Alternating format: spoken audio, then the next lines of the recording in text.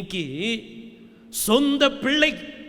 சொந்த பிள்ளைக்காக கூட கதறாத தாய்கள் பெருகி போனார்கள். அன்பு தணிந்து போய்விட்டது. அன்பே இல்லாத உலகம். குடும்பத்தாரை கொலை பண்ணக்கூடிய கொடூர உலகம் இது. பாசமற்ற உலகம் இது. இந்த உலகம் இப்படி இருக்குதுன்னா நம்ம அப்படி போய் விழுந்துடக்கூடாது. நம்முடைய இருதயம் புறாவை போல இருக்கணும், கபடற்றவர்களா இருக்கணும், கண்ணீரோடு ஜனங்களுக்காக பரிதபிக்கிறவர்களாக இருக்க வேண்டும். அல்லேலூயான்னு சொல்லுங்க. தெய்வ பிள்ளையே, நீ ஒரு சமாரியன் என்கிறதை மறந்து விடாது. எண்ணெயும் திராட்சை ரசம், எண்ணெய் சரி சொல்லிவிட்டேன். திராட்சை ரசம் களிப்பை உண்டாக்கும். அல்லேலூயான்னு சொல்லுங்களேன்.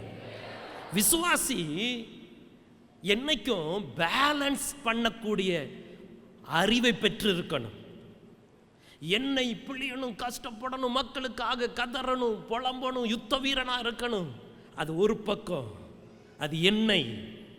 இன்னொரு பக்கம் திராட்சை ரசம் என்றால் என்ன? மகிழ்ச்சி, கொண்டாட்டம். நீ இருக்கிற இடத்துல ஒரு பெரிய களிகூறுதலே இருக்கணும். நீ இருக்கிற இடத்துல விருந்து இல்லைனாலும் பண்டிகை இருக்கணும். அல்லேலூயா. நீங்க போன உடனே ஒரு மகிழ்ச்சி, நீங்க போன உடனே எல்லார் முகத்திலையும் தன்னால சிரிப்பு வரணும், தன்னால அசுத்தாவி ஓடணும். அல்லேலூயா.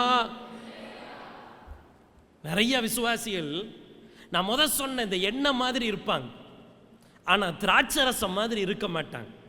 ஏன்னா அவங்க மரபணுவிலேயே அது இல்லை. நம்ம இந்திய தேசத்தில் இருக்கிறோம். பல ஆண்டுகளாய் மதம் அல்லது சடங்குகள், கடவுள் தொழுகை எல்லாம் எப்படி வருது?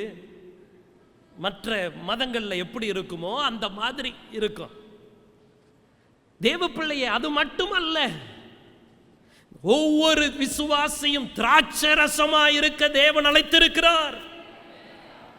உங்க வீட்டுக்கு வந்தாலே ஸ்தோத்திரம், உங்க நண்பர்கள் கொண்டாடணும். உங்க கிட்ட வந்தாலே அவங்க சிரிக்கணும், கொண்டாடணும், பாடணும், மகிழ்ச்சியாகணும். அல்லேலூயா. துதியின் கோட்டை ஆலயம் புதிய பேருந்து நிலையம் அருகில், திருநெல்வேலி 620007 தமிழ்நாடு, தென்னிந்தியா. இணையதள முகவரி www.fortopriceministries.org.